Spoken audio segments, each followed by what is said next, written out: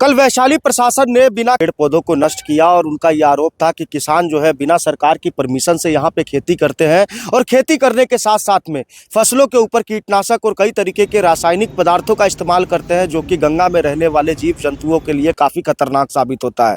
प्रशासन की ये दलील काफ़ी सोच समझने वाली थी, क्योंकि सरकार जो है नमामि गंगे के नाम पे खरबों रुपए इन्वेस्ट करती है और उनका ये मकसद रहता है कि गंगा नदी सहित जो भी नदियाँ हैं उनको साफ सुथरा रखा जाए और जो भी जीव जंतु उसके अंदर रहते हैं वो कम से कम सुरक्षित रहे। लेकिन सबसे बड़ा सवाल ये उठता है कि आखिरकार कई दशकों से, कई पीढ़ियों से यहाँ पे किसान जो है इसी तरीके से सिर्फ हाजीपुर ही नहीं बल्कि गंगा नदी, गंडक नदी या अन्य जो भी नदियाँ बिहार में बहती है उन सभी नदियों के सूख जाने के बाद में उसके बेसिन में जाकर के वो खेती करते हैं। वहां से तरबूज, ककड़ी, खरबूजा, कई तरीके की सब्जियां का उत्पादन करते हैं। आखिरकार ऐसा क्या हुआ कि इतने सालों बाद में प्रशासन को अचानक से नींद खुली और नींद खुलने के बाद में किसानों के फसलों को जलाने का काम किया। कल जब प्रशासन ने नखास चौक हाजीपुर के सामने जो घाट है वहां पे जाकर के जब उन लोगों ने इस तरीके से फसलों को नष्ट किया तो किसान काफी आक्रोशित हो गए और आक्रोशित होने के बाद में वह अपनी समस्याओं को लेकर के लगातार सरकारी तंत्र को कोसने लगे और कोसने के बाद में यहाँ के स्थानीय विधायक तक जब ये सूचना पहुंची तो विधायक आज जो है यहाँ पे पहुंचे और यहाँ पे पहुंचने के बाद में उन्होंने खुद खेतों में घूम करके ये जायजा लिया क्या वाकई में किसान जो है वो रासायनिक खाद का उपयोग करते हैं, जो कि गंगा नदी में रहने वाले जीव जंतुओं के लिए खतरनाक साबित होता है।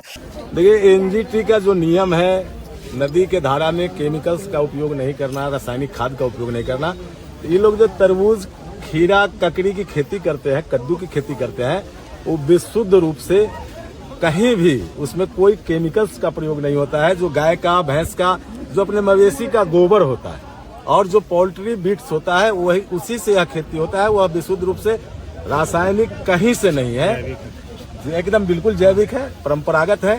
तो थोड़ा जो कंफ्यूजन होता है लोग के मन में आना कि सब्जी की खेती होती है, खीरा की खेती होती है, उस पर पेस्टिसाइड्स या कीटनाशक दवाओं का, तो ये लोग जो खेती कर रहे हैं परंपरागत कर रहे हैं, कहीं से किसी केमिकल्स का उपयोग नहीं किया जाता है। और वर्षों से परंपरागत रूप से पीढ़ियां दर पीढ़ियां मतलब करती रही है और उसी से, चूंकि गरीब कमाने खाने वाले लोग हैं, इसी से रोजी रोटी अर्जित करते हैं। तो जो नष्ट हुआ है, आगे वैसी कोई कार्रवाई नहीं होगी। और जहां तक बात बिहार सरकार की जमीन या लोगों का है तो हम लोग पदाधिकारियों संघ, किसान संघ फिर बैठ के इसका जो निदान है, इसका जो निराकरण है, एकदम बिल्कुल सौहार्दपूर्ण ढंग से कर लिया जाएगा। क्योंकि इनका जीविकोपार्जन उसी पर आश्रित है तो वह खेती निश्चित तौर पर होगा। रासायनिक का कोई उपयोग नहीं होता है, विशुद्ध रूप से जो परंपरागत खेती है वही होती है। मुआवजे को लेकर के जिस तरीके से कल फसल नष्ट की गई, किसानों का कहना है कि उन्हें मुआवजा मिलना चाहिए। बिहार सरकार की अगर जमीन है तो उस पर मुआवजा, हम खेती करते हैं तो मुआवजा का कोई प्रोविजन नहीं है, लेकिन सब गरीब लोग हैं, काम कमाने खाने वाले लोग हैं। क्या हो सकता है, एक दो दिन में फिर बैठ के उसका निराकरण हम लोग करें। और इन लोगों ने एक और आरोप लगाया कि बिना सूचना के आकर के फसल नष्ट की गई। देखिए, अपने जगह यह लोग सही है, लेकिन बात यह भी तो सही है कि सूचना इनको नहीं मिला, सूचना सरकार को भी नहीं है, एनजीटी को भी नहीं है कि हम खेती कर रहे हैं। कहीं न कहीं से ड्रोन सर्वे वगैरह जो होता है उसमें कहीं न कहीं से आया कि यहाँ खेती हो रही है और शायद केमिकल से हो रहा है। तो शायद नहीं, हम 100% हम लोग एश्योर्ड करते हैं कि किसान यहाँ की जो खेती करते हैं रासायनिक खाद का उपयोग नहीं करते हैं। ये मान सकते हैं कि आने वाले समय में इस तरीके से किसान जो खेती करते हैं जैसे परंपरागत खेती कर रहे थे आगे भी करेंगे। अगर कोई कंफ्यूजन होगा मिल बैठ के उसका समाधान होगा, खेती करेंगे, इसी से अपना जीविकोपार्जन उपार्जन करेंगे। अगर किसानों की बात करें तो किसानों का ये कहना है कि कर्ज तले वो दबे हुए हैं और कर्ज जो है कई ब्याज पर पैसे लेकर के, सोना चांदी, अपने घर का आभूषण गिरवी रखा करके वो लोग खेती करते हैं। मैं इस समय वहीं मौजूद हूँ और आप देख सकते हैं कि फसल की जो तस्वीर आप देख रहे हैं, जो किसान दिखा रहे हैं, फसलों के अंदर जो है फसल लग चुकी है और कई 10-15 दिन के अंदर ही यहाँ पे जो है फसल जो है वो फल इसके अंदर से निकलने लगेगा, मतलब कि सब्जियाँ निकलने लगेगी। लगभग फसल तैयार हो चुकी है और ऐसी परिस्थिति में अगर किसान कि ये खेती नष्ट होती है तो एक साथ कई परिवार के आर्थिक रोजगार पर भी ये संकट गहरा सकता है, क्योंकि इस खेती में लगभग वैशाली जिला के 10,000 से ज़्यादा परिवार शामिल रहते हैं जो यहाँ पे किसानी करते हैं, खेती करते हैं, मजदूरी करते हैं। उन सभी लोगों के ऊपर, और उनका ये कहना है कि साल भर की कमाई वो यहीं से करते हैं, 5 महीने खेती करते हैं और इसी फल सब्जियों को बेच करके वो साल भर गुजारा करते हैं। आखिरकार अगर ये बंद हो गया तो फिर उसके बाद में उनका परिवार कहाँ जाएगा, वो सड़क पे आ जाएगा। बिना कोई सूचना के जिला प्रशासन द्वारा नखास चौक के किसानों का पूरा जो फसल है नष्ट कर दिया गया, उनका जो व्यापक आने पर क्षति कर दिया गया। हालांकि जब इस तरह का कोई रोक क्या था तो पहले से सूचना करता ताकि लोग अपना उस हिसाब से कुछ अपना स्टेप लेता, अर्ली स्टेप। लेकिन नहीं, अब इसके बाद हुआ कि भाई कल वहाँ नखास पर हुआ, इधर गंज की तरफ आएगा। इसीलिए यहाँ के स्थानीय सारे जो है ग्रामीण लोग इकट्ठा हुए हैं जो किसानी कर रहे हैं। जी भाई, अब ये जो खेती है, यही खेती से 6 महीना लोग खेती करते हैं, साल भर इसी से खाते हैं। हम लोग तो यही चाहेंगे कि हम लोग का जो जीवन है इसी पर आधारित है, बाल बच्चे का जीवन। अगर ये बर्बाद हो जाएगा तो हम लोग जाएंगे कहाँ? हम लोग रोड पे जाएंगे? कहीं नहीं, कुछ नहीं। कभी सूचना ही नहीं मिला। आज से नहीं, हम लोग 70-80 के दशक से हम लोग खेती करते आ रहे हैं, पूर्वज हमरा करते आ रहे हैं। कभी नहीं ऐसा सूचना मिला कि यहाँ गंडक नदी के अंदर में खेती नहीं करना है, रासायनिक खाद नहीं इस्तेमाल करना चाहिए, खाद नहीं देना, वो खाद नहीं देना है। इससे कितना बीज सीड से लेकर के और कितने इसमें धंधेबाज लोग हैं, बिजनेसमैन है जो जुड़े हुए हैं, ये सब खत्म हो जाएंगे यहाँ से। हमारे जितने गरीब किसान हैं वो रोड पे चले जाएंगे। क्या करेंगे? चोरी करेंगे, डकैती करेंगे? यही ना होगा। जब ये कुदारी चला करके मजदूरी करके जब हमारा नहीं देखा जा रहा है सरकार को, प्रशासन को, तो हम क्या करेंगे? हमको तो आना पड़ेगा रोड पे भीख मांगना पड़ेगा, ठेला चलाना होगा। ईमानदारी से काम नहीं करने दीजिएगा तो चोरी चमारी करेगा लोग। प्रदर्शन करेंगे, आंदोलन करेंगे, एक नहीं लाखों लाख की संख्या जुटा देंगे यहाँ पे।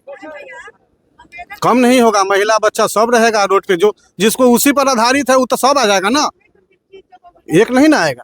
कितना दूरी तक होगा यहाँ ये हाजीपुर जैसे वैशाली जिला जहाँ तक है वहाँ तक तो खेती होती है, लेकिन ये नदी हमें लगता है कि 100 किलोमीटर लंबी होगी। नेपाल पहुँचते वहाँ तक खेती होती है, तरबूज का खेती।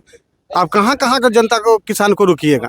देखिए भैया, हम लोग कर्जा गुआम 5 रुपये सैकड़ा पर हम लोग पैसा लेते हैं। हम लोग खेती गृहस्थी करते हैं, गहना जेवर जो भी रहता है वो लोग हम बन्हक धर देते हैं खेती के लिए।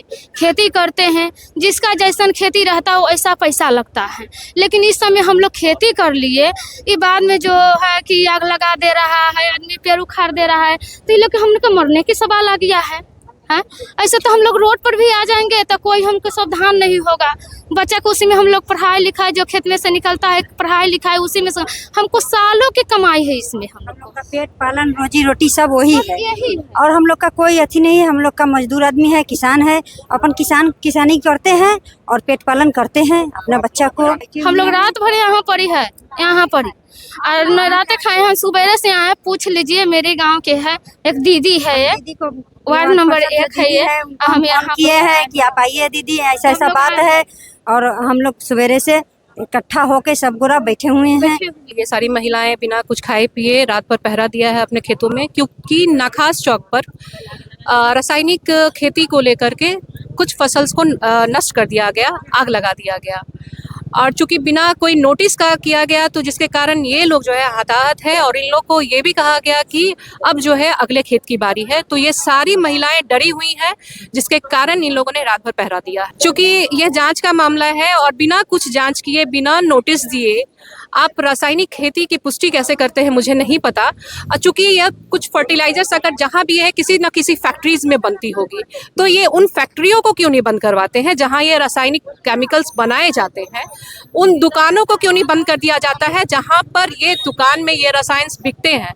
आखिर ये लोग अपने से तो ये रसायन बनाते नहीं होंगे, अब बना करके अपने खेतों में तो डालते नहीं होंगे।